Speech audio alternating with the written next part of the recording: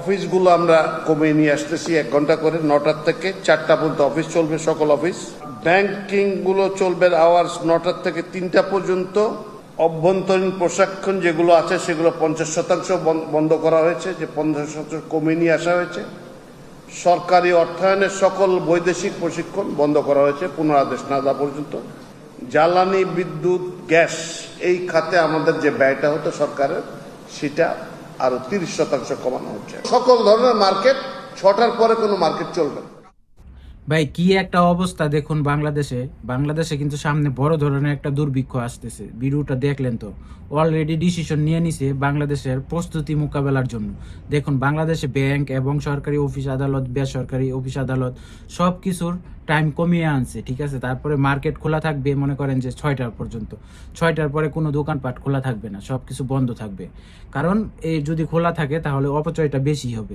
দেখেন দুর্ভিক্ষ কেন আসে, বাংলাদেশে কিন্তু অলরেডি তেল রিজার্ভ বেশি দিন নাই, আর বাইরে থেকে তেল আসতেছে না।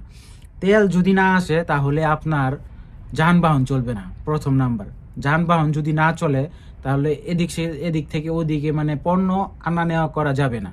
তখন আপনার এরিয়াতে আপনার সব জিনিসের দাম বেড়ে যাবে। তখন মনে করেন যে কোনো জায়গা থেকে কোনো জিনিস আনতে পারবেন না, আপনি নিতে নিতে জিনিসগুলো শেষ হয়ে যাবে আর দাম বাড়তে থাকবে। অর্থাৎ কিছু একটা সময় যাওয়ার পর আপনি কোনো কিছুই পাবেন না, এরকম একটা পর্যায়ে যাচ্ছে। আর তেল যদি না থাকে তাহলে তো অবস্থা খারাপ, এটা তো আপনারাই জানেন। কারেন্ট থাকবে না, যানবাহন চলতে পারবে না, সেই আদিকালের যুগে গরুর গাড়ির যুগে চলে যেতে হবে। বুঝছেন ব্যাপারটা? বুঝছেন কিন্তু এখন আর মোটর সাইকেল আর গাড়ি চালানোর সময় নাই, এখন সাইকেলের যুগ চলে আসছে আবার, ঠিক আছে। সেই যুগ, পুরানো যুগ চলে আসছে। এই জন্য আগে থেকেই সাবধান হয়ে যান। দেখেন পরিস্থিতি খুবই খারাপ, এই যুদ্ধ কতদিন চলে জানি না, কারণ মিডল ইস্ট কান্ট্রিতে যারা আছে তারা খুব রিস্কের মধ্যে আছে, ঠিক আছে। আর তেল যদি না যায় মনে করেন যে আরও তো পরিস্থিতি খারাপ। যুদ্ধ যতদিন চলবে বাংলাদেশের পরিস্থিতি ততই খারাপ হবে। কারণ এই যুদ্ধের কারণে তেল রপ্তানি বন্ধ, তেল আসতেছে না, তেল পাইতেছে না। আর তেল না থাকলে আপনার যানবাহন বন্ধ হয়ে যাবে, কারেন্ট বন্ধ হয়ে যাবে, সব কিছুর দাম বেড়ে যাবে এবং বাংলাদেশের টাকাও বেড়ে যাবে।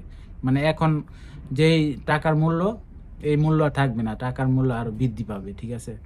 মানে আপনি দেখা গেছে সৌদি আরব থেকে আপনি 30 টাকা পাঠাইতেছেন, 1 রিয়াল পরিমাণ 30 টাকা যাচ্ছে বাংলাদেশে, তখন 1 রিয়াল পরিমাণ যাবে 40 টাকা, এরকম হয়ে যাবে।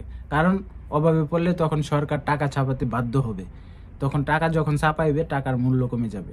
এটাই, আগে থেকে সাবধান হয়ে যান। আর ভিডিওটা সবাই শেয়ার করে দিবেন। ধন্যবাদ সবাইকে।